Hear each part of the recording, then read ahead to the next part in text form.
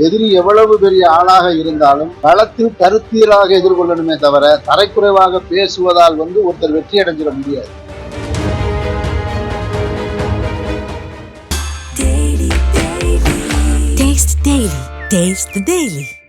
இன்னும் மாநாடு அது முழுமையாக நடைபெற்று முடிந்த மாநாடு மாதிரி தெரியல.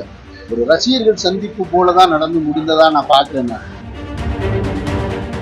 இப்ப எம்ஜிஆர் அவர்கள் கட்சி ஆரம்பிச்சாங்க அப்படின்ற ஒரே காரணத்திற்காக எம்ஜிஆருக்கு பின்னால் மாபெரும் புகழ்பெற்ற நடிகர் திரு சிவாஜி கணேசன் அவர்கள் கட்சி ஆரம்பிச்சாங்க.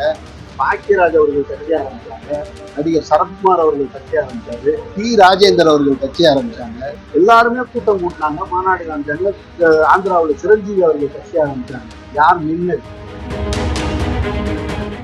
சமீபத்திய அரசியல்ல ஒரு தலைவரை இன்னொரு தலைவர் ரொம்ப கடுமையாக விமர்சனம் பண்றதும், உரிமையில பேசுறதும், தரக்குறைவா பேசுறதும் சமீபத்தில் அதிகரிச்சுட்டு இதை பத்தி அது தரைக்குறைவான விமர்சனம் எப்பொழுதுமே இருக்கக்கூடாது.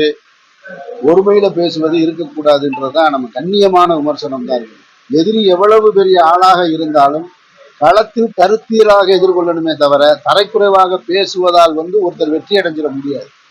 மக்களிடத்துல நீங்க என்ன கருத்தை கொண்டு போய் சேர்க்கிறீங்க, உங்க கொள்கையை என்ன கொண்டு போய் சேர்க்கிறீங்கன்ற வச்சுதான் நீங்க மக்களிடம் அன்பை பெற முடியுமே தவிர நீங்க கேலியும் கிண்டலுமாக பேசுவதாலோ அல்லது நீங்கள் கூட்டிய கூட்டத்தின் முன்பாக அவர்களை உற்சாகப்படுத்த வேண்டும் என்பதற்காக வார்த்தை கண்ணிய குறைவாக அல்லது உறவு சொல்லி அழைப்பதாலோ வெற்றி அடைஞ்சிட முடியாது. இந்த மாநாட்டில் சார் வாக்கு திருட்டு குறித்தோ ஆணவ படுகொலை குறித்தோ அது குறித்தெல்லாம் விஜய் அவர்கள் பேசியிருக்க வேண்டும்னு பல பேரும் பேசிட்டு இருந்தாங்க. அதெல்லாம் பேசாம ஒரு மேலோட்டமான பேச்சா இருக்கு விஜய் பேச்சுன்னு ஒரு பார்வை இருக்கு.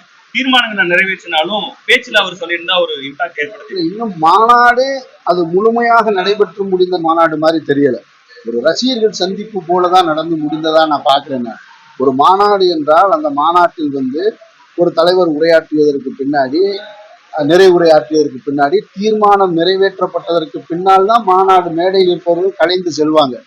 ஆனால் அங்கே தாவேக தலைவர் அவர்கள் பேசி முடித்த உடனே அவர் உடனே கலைஞ்சிட்டார். அந்த நிகழ்ச்சியை தொகுத்து வழங்கினவர் இந்த தீர்மானங்கள்லாம் அப்புறமா நிறைவேற்றுவோம்னு சொல்றாங்க. அதுவே எனக்கு ஆச்சரியமாக இருந்தது. இத்தனை லட்சம் மக்களை கூடி நீங்க நிறுத்தி அவனுக்கு என்ன சொல்ல போறீங்க? நான் இன்னொருக்கா சொல்லுவேன்னு சொன்னா இதை நீங்க டிவியில உட்காந்து சொல்லியிருக்கலாமே, இன்னொரு முறை சொல்லணும். அப்ப அப்படி ஒரு பெரிய மாநாட்டை கூட்டி இருக்க வேண்டிய அவசியம் இல்லைன்னு தோணுது. அதெல்லாம் பக்குவப்படுவாங்கன்னு நான் நம்புறேன். அடுத்தடுத்த மாநாட்டில் சரி செய்வாங்கன்னு எதிர்பார்க்கிறேன். புதிய சிந்தனை இல்லாத ஒரு நடிகர் துவங்கிய கட்சி வெற்றி பெறுமா, களத்தில் நிற்குமா?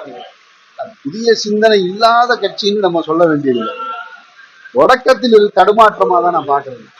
சொன்னதுதான் அது. இங்க யார் வேணாலும் கட்சிக்கு கொண்டலாம், யாரு வேணாலும் கொள்கையை எடுத்துட்டு வரலாம். இப்ப எம்ஜிஆர் அவர்கள் கட்சி ஆரம்பிச்சாங்க அப்படின்ற ஒரே காரணத்திற்காக எம்ஜிஆருக்கு பின்னால் மாபெரும் புகழ்பெற்ற நடிகர் திரு சிவாஜி கணேசன் அவர்கள் கட்சி ஆரம்பிச்சாங்க. பாக்கியராஜ் அவர்கள் கட்சி ஆரம்பிச்சாங்க. நடிகர் சரத்குமார் அவர்கள் கட்சி ஆரம்பிச்சாரு. டி ராஜேந்தர் அவர்கள் கட்சி ஆரம்பிச்சாங்க.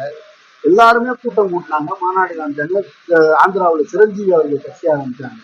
யார் நின்று அப்படின்னு சொன்னா நீங்க எடுத்து வைக்கிற கொள்கைகளும் மக்களுக்கான பணிகளும் தான் உங்களை வெற்றி பெற்றல கூட்டிட்டு போகுமே தவிர கட்சி ஆரம்பிச்சவங்க எல்லாம் நின்னது வரலாறு கிடையாது. அப்ப நடிகர் விஜய் அவர்களுடைய கட்சியும் நிற்பதற்கான காரணத்தையும் சூழலையும் அவர் தான் உருவாக்கும். அவர் எந்த அளவுக்கு மக்களோட நெருங்கி நின்று கருத்தியலாக இந்த மாநில சுயாட்சிக்கு பக்கமாக மக்களின் குரலாக பொதுவெளியில் அவர் எப்படி எதிரொலிக்கிறார் வச்சுதான் அந்த வெற்றியை நம்ம முடிவு செய்யணும்.